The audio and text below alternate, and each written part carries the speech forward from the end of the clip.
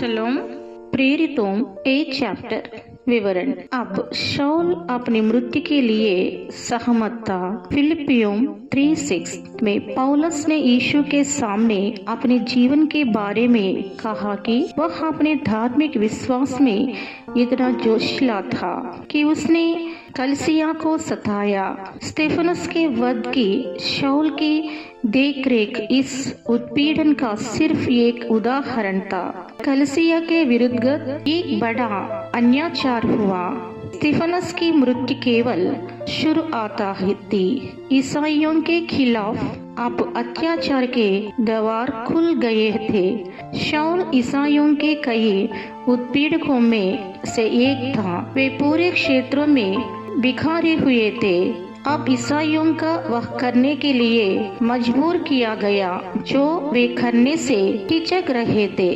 यीशु के संदेश को आसपास के क्षेत्रों तक पहुंचाने के लिए प्रेरितों के काम 1:8 में यीशु ने अपने अनुयायियों से स्पष्ट रूप से कहा कि वे यरूशलेम से आगे देख और सुसमाचार को यहूदिया, समारिया और पूरे संसार में ले जाएं। लेकिन अब तक यीशु के अनुयायियों ने ऐसा नहीं किया था। सुसमाचार के प्रसार का परिणामी अच्छाई कुछ लोगों को इस उत्पीड़न को परमेश्वर की इच्छा के रूप में देखने की और ले जाती है। परमेश्वर अपनी इच्छा में हमारा मार्गदर्शन करने के लिए अत्यावश्यक परिस्थितियों का उपयोग कर सकता है और करेगा।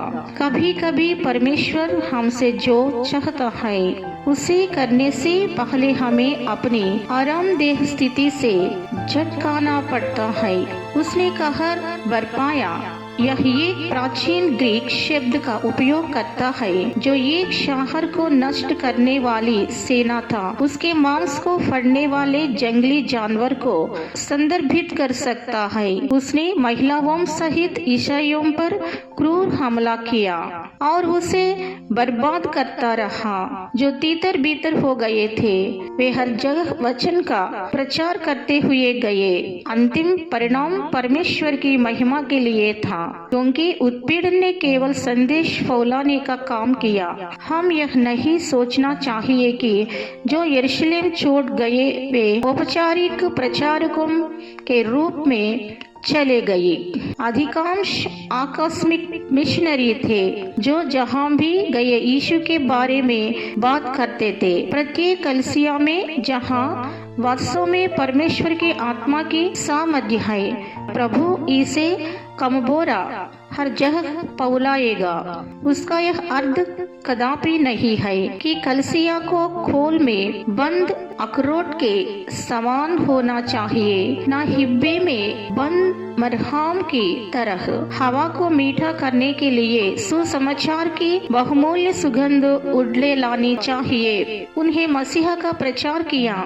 जब यहूदियों ने फिर से सुसमाचार को अस्वीकार कर दिया तो हम देखते हैं कि परमेश्वर समारियों में आरंभ करते हुए अन्य लोगों के लिए यीशु में उद्धार की पेशकश का विस्तार कर रहा है। निस्संदेह ऐसा फल होने का ये कारण यहाँ ताकि यीशु ने अपनी सेवकाई के दौरान समारिया में बीज बोया था। यूहन्ना 4th chapter 1st verse 26th verse। अब फिलिपस ने फसल काट ली। उस शहर में बड़ा आनंद यरूशलेम में बड़े दुख और दर्द से आया था। यह आध्यात्मिक भक्ति की वास्तविकता से आया है, लेकिन यह विशेष रूप से तब आया जब फिलिप ने उन्हें मसीहा का प्रचार किया। महायाजक के पास गया। शाऊल ने अपना सतान वाला काम सर्वोच्च धार्मिक अधिकारियों की सीधी स्वीकृत के तहत किया। उसने महायाजक से अपने मिशन के अधिकृत करने के लिए पत्र मांगे और प्राप्त किए। फिर शाऊल, हमने आखिरी बार शाऊल को प्रेरितों को काम 8:3 में देखा था, जहां यह कहता है कि उसने चर्च को तहस नहस कर दिया, हर घर में घुस गया और पुरुषों और महिलाओं को घसीट कर ले गया, उन्हें जेल में डाल दिया।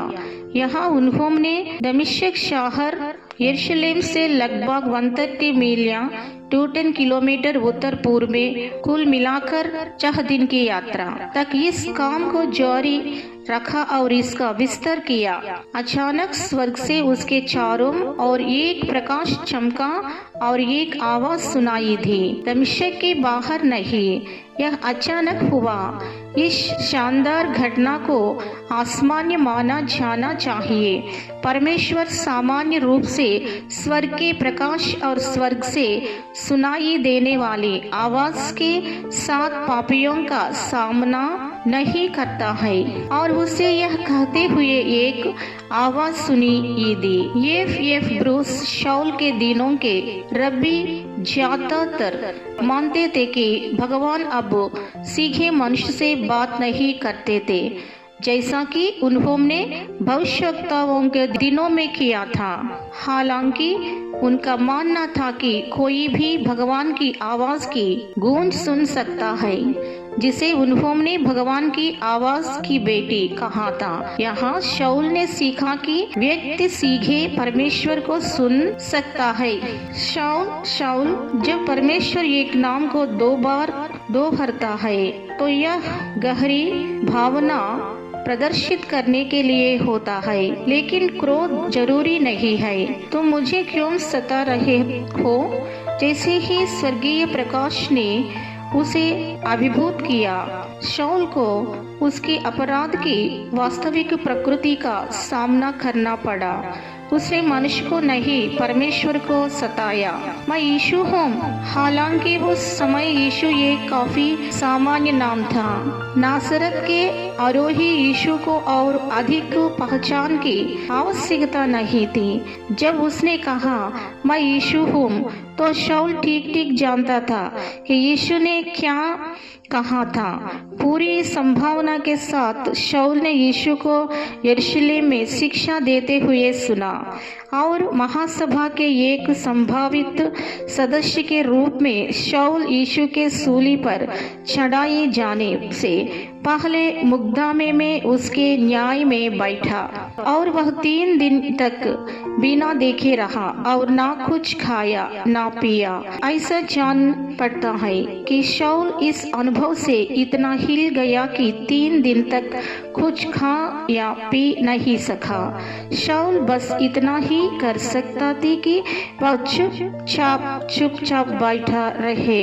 यह एक विनम्र अनुभव था और एक ऐसा समय था जब शाऊल ने परमेश्वर कौन था और परमेश्वर को किससे प्रसन्न किया, इस बारे में अपने सभी पिछले विचारों को चुनौती दी होगी। अंधेपन और अभाव के 3 दिनों में शाऊल अपने लिए मर रहा था। मरने के 3 दिनों के बाद ही उसे यीशु ने पुनरुत्थान का जीवन प्राप्त होगा। हालेलुया। God bless you.